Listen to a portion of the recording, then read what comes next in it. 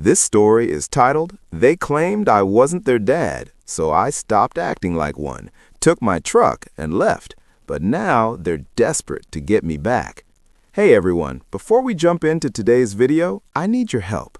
We've noticed the channel is losing some traction, and subscribing is one of the best ways you can support us. It's quick, free, and it helps us keep bringing you awesome content. Your support means the world. Let's keep this channel growing together. Thanks so much. Now let's start the video. Alright Reddit, never thought I'd be typing this out, but after spending the last 3 hours reading posts about stepdads getting screwed over, I figured maybe sharing my story might help some other poor bastard avoid the shit show I went through. Warning, this is going to be long and probably full of typos, because I'm running on 0 sleep and typing this on my phone in my truck. I'm 41, male now. Been driving trucks since I was 23. Started with nothing but a CDL and a dream of owning my own rig someday. Worked my ass off, lived in that truck, saved every penny until I could buy my own Peterbilt. Was doing pretty good, too. Had my own route, regular customers, even started building a decent savings. No wife, no kids, just me and my dog living the dream on the open road. Wasn't exactly killing it, but I had my shit together, you know? Owned my truck outright, had a small apartment I barely used, and enough extra cash to treat myself to a good steak dinner when I felt like it. Not bad for a guy who grew up in a trailer park with nothing. First off, you gotta understand how this whole mess started. It was 2015, and I was at PetSmart buying food for my German Shepherd, Ghost. Normal Thursday afternoon, nothing special. Ghost was this big goofball I'd rescued a year before. Best decision I ever made. But that's pretty much the only good decision in this story, lol. So I'm there comparing prices on dog food. Shit's expensive, right? When this kid literally slams into my legs at full speed. I mean, this little dude was booking it. Ghost, being the gentle giant he is, just starts wagging his tail like crazy. This kid Liam was like 4 or 5, all energy and no brakes. You know the type. He's wearing this Spider-Man t-shirt that's seen better days and has this toy car clutched in his hand that he apparently thought could outrun my dog. Behind him comes this woman looking absolutely done with life, pushing a stroller with a baby in it. That was Mia and little Amy.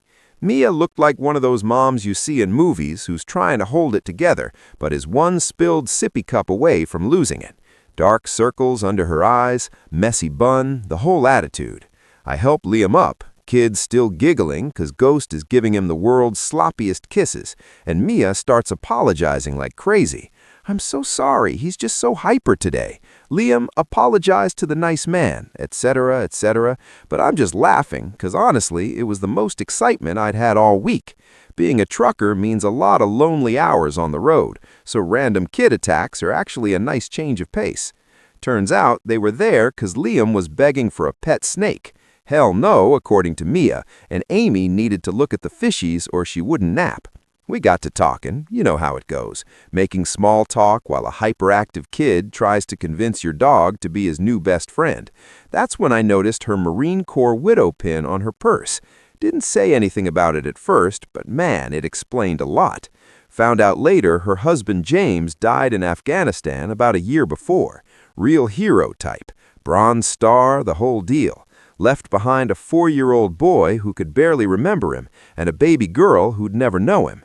Now, I'm not going to sit here and pretend I didn't notice Mia was pretty. She was, but that's not what got me. It was watching her try so damn hard to keep it together. Like when Liam asked if the snake could sleep in Daddy's old room, and her voice cracked just a tiny bit when she said no. Or how she was counting out exact change for dog treats, because you could tell money was tight. Ghost sealed the deal, honestly. This dog, who usually takes forever to warm up to people, was letting Liam climb all over him like a jungle gym. Even little Amy in her stroller was giggling every time Ghost would gently lick her hand. Mia joked that it was the first time she'd seen Amy smile at a stranger in months. I did something stupid then. Offered to let them walk Ghost with me around the store while we looked at pets they definitely weren't getting. Mia was firm on the no snake rule, and honestly, good call.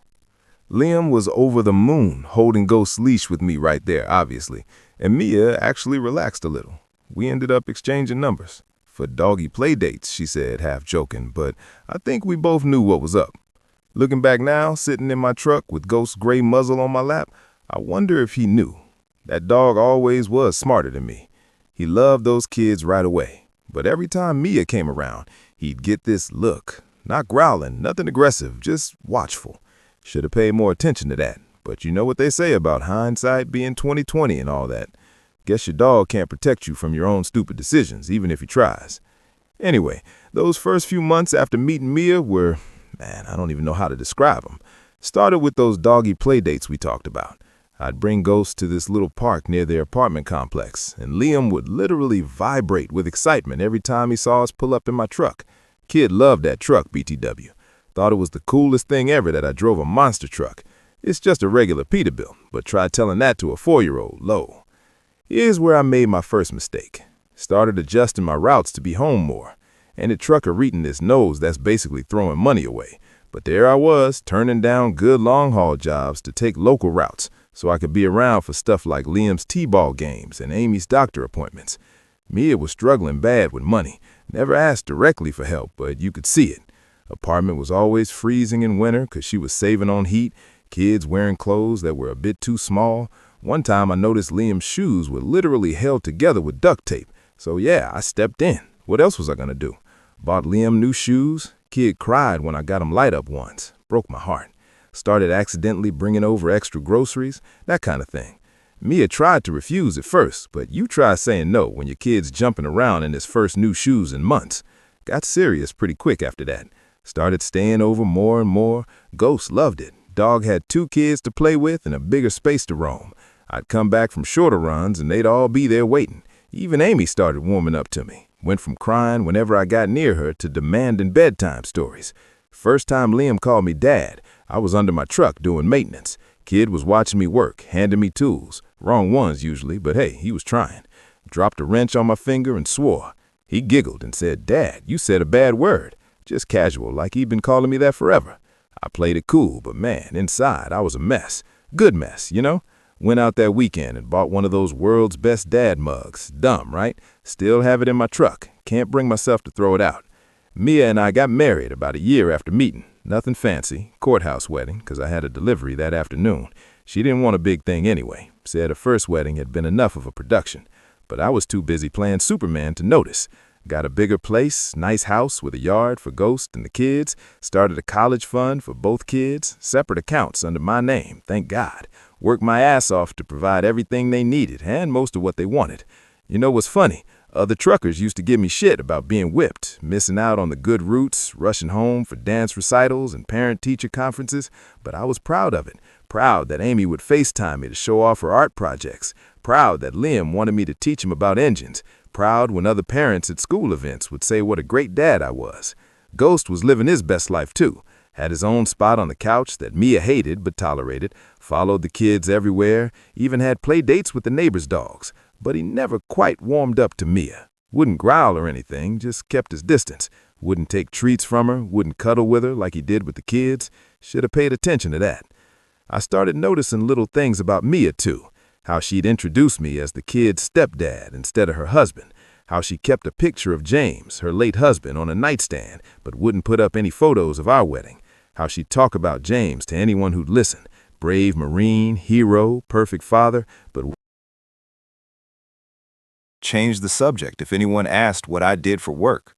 But hey, the kids seemed happy, house was paid for, and I had what I thought was a family. Ghost had his humans, I had my ready-made family. Life was good. Now, remember how I said Liam was this sweet kid who thought my truck was the coolest thing ever? Yeah, well, teenagers are a whole different ball game. When he hit 17, it's like first time I noticed something was really wrong was when I got back from a 3-day run. I'd busted my ass to make it home for his football game, even turned down a better paying route to be there. Walk in the door, Ghost running to greet me like always, and I hear Liam talking to his friends in the kitchen. Nah, my real dad was a Marine, won a Bronze Star and everything. This guy's just my mom's husband. I felt like someone slapped me on the face. This was the same kid who used to beg me to take him to the truck yard, who'd sit in my rig for hours while I taught him about engines. Now suddenly I'm just my mom's husband. But it got worse. Amy, 14 by then, started copying everything her brother did. Eye rolls, heavy sighs whenever I walked into a room, the works. One time I asked her to clean up her mess in the kitchen. You'd think I'd asked her to donate a kidney or something. Why should I? You're not my real dad. There it was, that DAM phrase. Started hearing it more and more. Every time I tried to set any kind of rules or boundaries, you're not my real dad. Every time I tried to help with homework or give advice, you're not my real dad. I started to feel like it was their new favorite song or something. And Mia, she just checked out, always on her phone, always too busy to deal with it. One time I actually heard her on the phone with a friend laughing about how the kids were just going through a phase and how they obviously missed their real father. Real father? They don't even remember him. Like I hadn't been the one there for every DAM thing for the past 8 years. The worst part, I started noticing how Mia would talk about me to her friends. Oh, he's on the road a lot, or he drives trucks, always said in this apologetic tone like she was embarrassed. Meanwhile, she'd talk about James, dead husband, like he hung the moon. James was a war hero, and James would have wanted this. And that even started affecting my relationship with Ghost. Used to be he'd sleep in the kids' room sometimes. They'd fight over who got him each night. Now they'd push him away, say their friends were coming over and they didn't want dog hair everywhere. Only time they paid attention to him was when they needed something from me. Amazing how they'd suddenly become dog lovers when they wanted money or favors.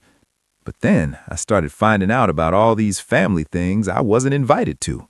Mia's family reunions, school events, even just dinners out. They'd wait until I was on a run, then go do family stuff without me. Would see the pictures on Mia's Facebook later, them all smiling, having fun, being a real family while I was out earning the money that paid for it all. One night I confronted Mia about it. She just looked at me with this pity like I was some dumb truck driver who didn't understand how things worked. They're teenagers, they need space, and you're gone so much anyway. Yeah, gone busting my ass to pay for their private school, their phones, their cars, 'cause apparently my truck wasn't good enough for them to be seen in anymore. Gone, working extra routes to afford the lifestyle they'd gotten used to. It was like watching something rot from the inside out. On the surface, everything looked fine. Nice house, nice cars, kids and good schools, but underneath, it was all going to shit. Ghost knew it. He'd started doing this thing where he'd put his head on my lap whenever I was home, just staring at me with those knowing dog eyes, like he was trying to tell me something, but I wasn't ready to listen yet. But then things went from bad to worse. Like my tools would go missing from the garage, not just misplaced, straight up gone. Liam used to help me maintain my truck, knew exactly which tools I needed most. Funny how those were always the ones that disappeared. Then my truck started having issues. Nothing major at first. Scratch here, dent there. Could have been anything, right? But then one morning, I came out to find my fuel tank cap unscrewed. Not loose, completely unscrewed and sitting on top. Anyone who knows trucks knows how dangerous that could have been if I hadn't have caught it. So I installed a security camera in the yard after that. Guess what I saw on the footage? Our precious boy Liam, 2 a.m., messing with my truck. When I showed Mia the video, you know what she said? Well, maybe if you were home more, he wouldn't act out like this. Yeah, that's when I started keeping receipts for everything. Every repair, every replacement tool, every single thing I paid for. My lawyer says that turned out to be the smartest thing I could have done. But here's where it really went sideways. Amy, my little girl who used to beg for bedtime stories, she started dating this college guy, Tim or Tom or whatever. Real piece of work. Trust fund baby type who drove a BMW his daddy bought him. Didn't think much of it at first. Not my business who she dates, right? Then I noticed she's not wearing the necklace I got her for her 16th birthday anymore. The one she swore she'd never take off. Found out later she told her friends it was embarrassing because it came from a truck stop. It was from Tiffany's, by the way. Worked overtime for 2 months to afford it. One night, I'm at home between routes, and I hear Amy and Mia talking in the kitchen. Amy's going on about how Tom's family has this big Christmas party coming up. Really fancy affair. Mom, what do I tell them about Dad? My ears perk up. thinking maybe, just maybe, she's worried about explaining her stepdad's job. Nope. Just tell them what I always do, honey, that your father was a Marine who died serving his country. Didn't even lower their voices, didn't care if I heard. I was sitting right there in the living room with Ghost, and they just acted like I didn't exist. Ghost growled. First time I'd ever heard him growl at family. Mia jumped, tried to play it off with a laugh. Oh, that dog's getting so moody in his old age. Nah, Mia. Ghost just finally stopped the tending, same as me. But the final straw is when I found out they had a whole ass Thanksgiving dinner while I was on a run. Not just them, Mia's whole family, some of the kids' friends, even a few neighbors. Saw the pictures on Facebook they'd set up in my backyard, used my grill that I hadn't been allowed to use in months because the smoke bothers Amy's allergies, and acted like one big happy family. And the caption under the photo said, "So thankful for family, missing Jane's extra hard today." I was out there driving through a damn snowstorm to deliver emergency supplies, missing my family, and they're playing house pretending I don't exist. I had enough that night, sleeping in my truck with Ghost. Didn't even bother going inside when I got home. I started making plans, called my buddy Rich, who's a lawyer, started gathering documents, took screenshots of everything, but I still wasn't ready to pull the trigger. Still thought maybe there was something worth saving. What a fucking idiot I was. But you know what's funny about life? Just when you think things can't get more fucked up, the universe finds a way to prove you wrong. That day started normal enough, just finishing up a long haul from California, looking forward to surprising Amy for her 21st birthday. Didn't know I was the one in for a surprise. So I was pushing through because Amy's birthday was coming up. And even though things were shit and I still wanted to be there, had this whole thing planned, was going to surprise her, had a Tiffany bracelet I'd been saving up for months to buy her. Got home early for once. It's like 6 p.m., sun's still up. I see all these cars parked around our house. Nice ones. BMWs, Mercedes, that kind of shit. Figured maybe Mia was having one of her fancy friend gatherings she never invited me to. Ghost starts acting weird the moment we pull up. Normally he's excited to get home, but this time he's just tense. Should have listened to him right then and there. I go around back because that's where all the noise is coming from. And there it is, full-blown party in my backyard. Catering, fancy dresses, the works. And right in the middle of it all is Amy holding hands with Trust Fund Tom. It was a whole engagement party that they didn't tell me about. But here's the thing that really got me. I'm standing there, gift box in my hand, and I hear this old lady, Tom's grandmother found out later, asking about Amy's family. "Oh, what does your father do, dear?" Now I'm thinking maybe, just maybe, after all these years, Amy might acknowledge me. Hell, even my stepdad's a truck driver would have been something. Amy, wearing this fancy designer dress that I know Mia couldn't afford, looks this old lady right in the eye and says, "My father was a Marine. He died in Afghanistan when I was a baby. He was a—" Hundreds of messages. Threats, begging, guilt trips, you name it. I didn't answer a single one. Just sat in my truck with Ghost, watching karma do its thing through our phone screen. Drove by the house a week later, moving trucks in the driveway.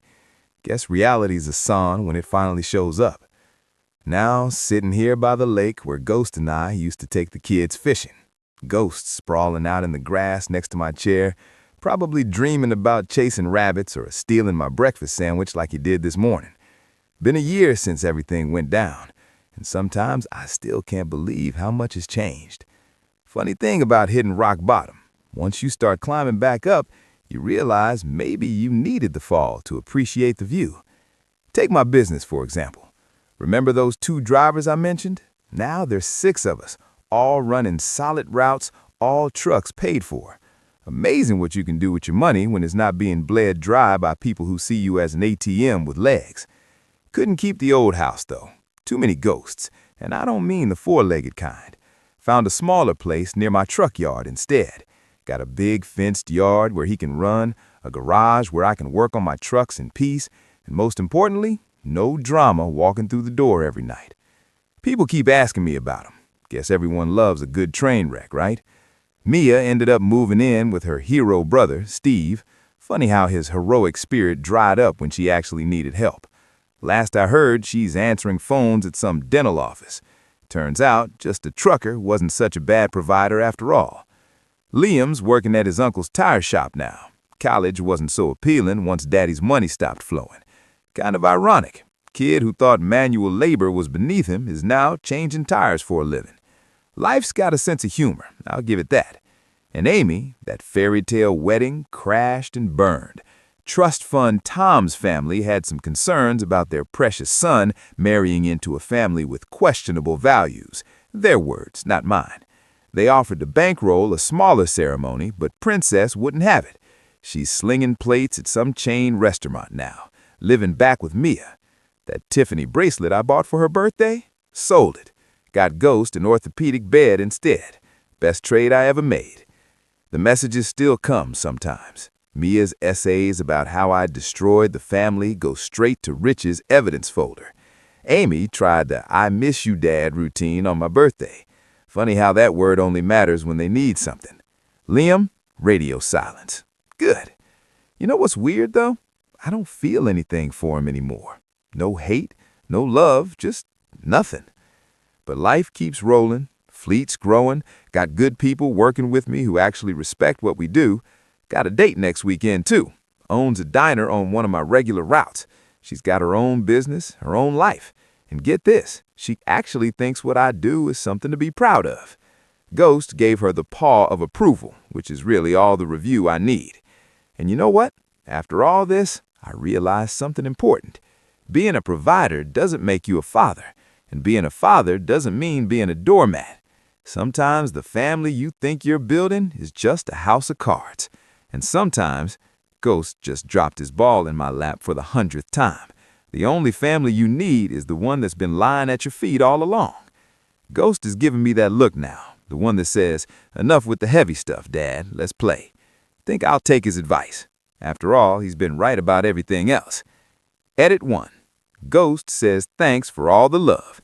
He's currently snoring in his fancy new bed, living his best life. Final edit. To everyone fighting their own battles, it gets better. Keep your dignity, document everything, and never let anyone shame you for honest work. Ghost and I have an early route tomorrow, so we're signing off. Remember, sometimes losing a fake family is worth finding a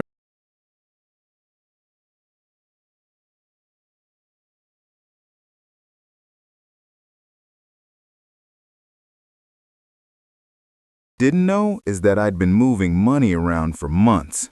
Legal, like all above board, Rich made sure of that, but strategic, setting up new accounts, redirecting business income, canceling credit cards, and creating new ones they didn't know about. Even started a whole new LLC for my growing fleet. The day everything was ready, I took Ghost for a long walk. I had to think about what I was about to do. It wasn't just about revenge. It was about taking back what was mine.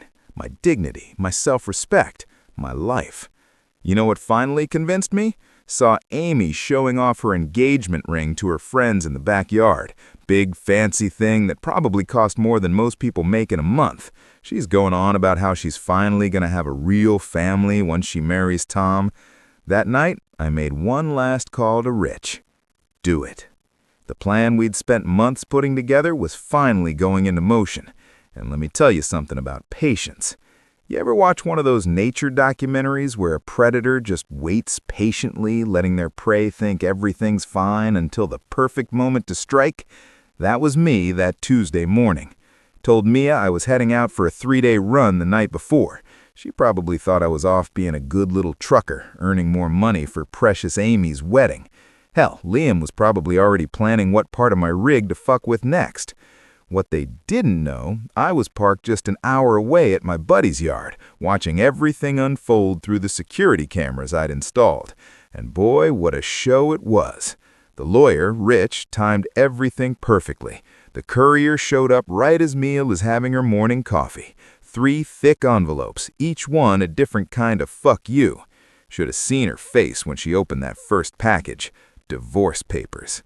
But not just any divorce papers. We're talking a whole goddamn manuscript of their BS. security footage of Liam's little vandalism hobby, bank statements showing Mia treating my business account like her personal piggy bank, screenshots of Amy talking shit about me online while flashing the designer crap I paid for, all of it documented and notarized. Then came the eviction notice.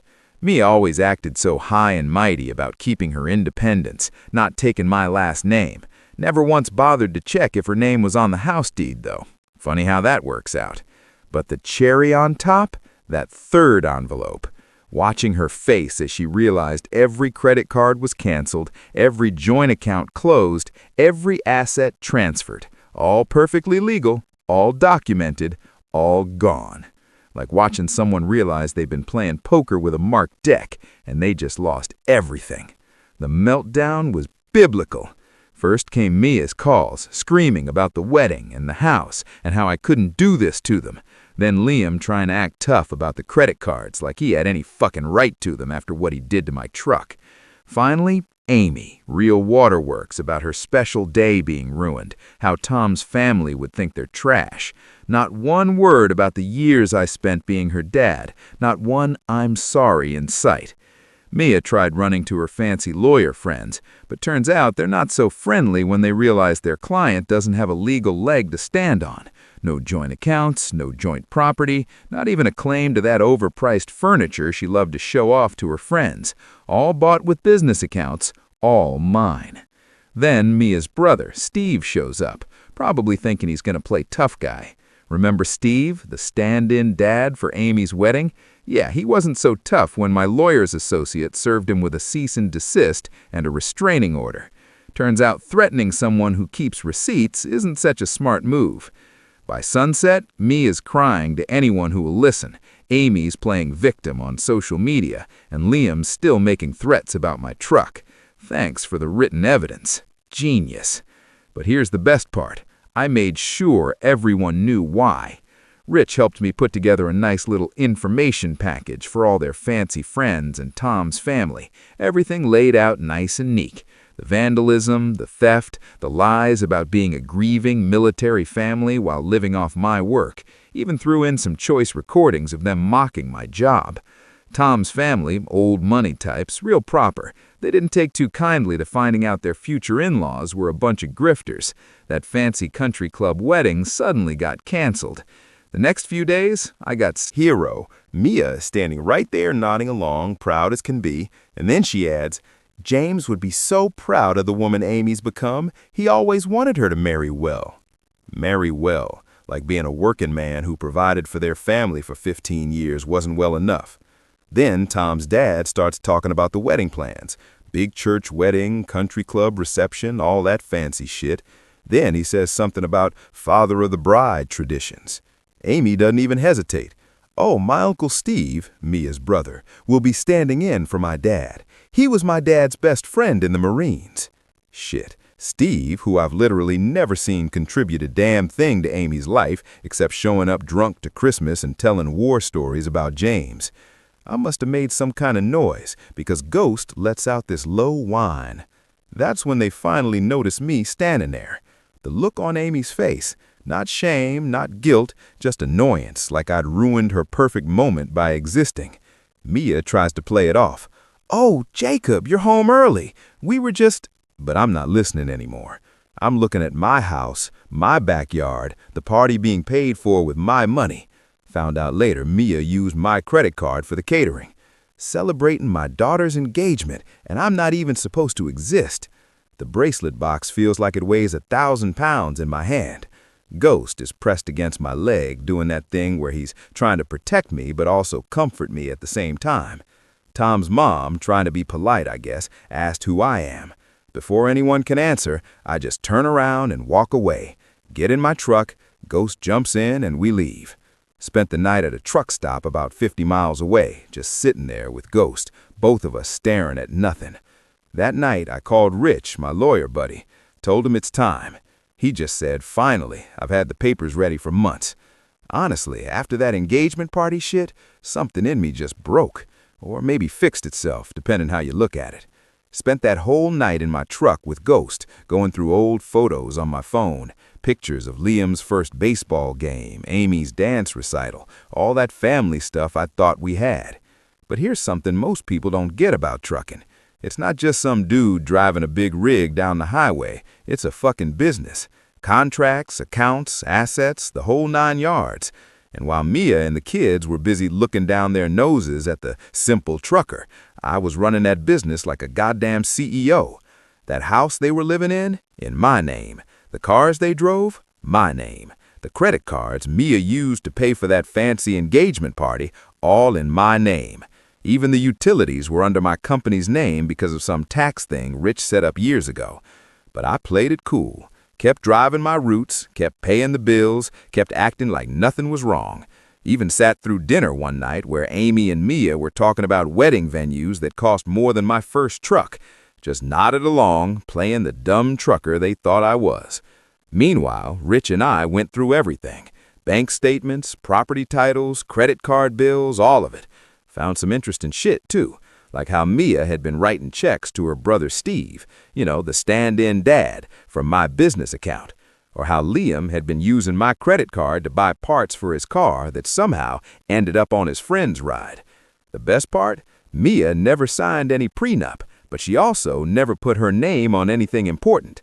She thought not taking my last name meant she was keeping her independence or some shit.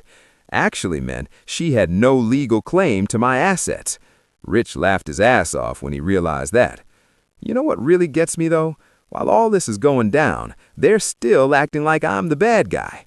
Liam's still messing with my truck. Caught him on camera again, trying to sugar the gas tank this time. Amy's still playing the poor, fatherless bride card to Tom's family. And Mia's still running her mouth to anyone who will listen about how her first husband was such a hero. One night, I'm sitting in my study doing paperwork. Running my own fleet now, got 2 other drivers working for me, and I hear them in the kitchen. They're laughing about something, and Mia goes, "Well, at least the wedding will be paid for. It's not like he knows how to hide money. He's just a trucker." Ghost, who'd basically moved into my study with me at this point, looks up at me like, "You hearing this shit, Dad?" I just patted his head and kept working on transfer paperwork with Rich. With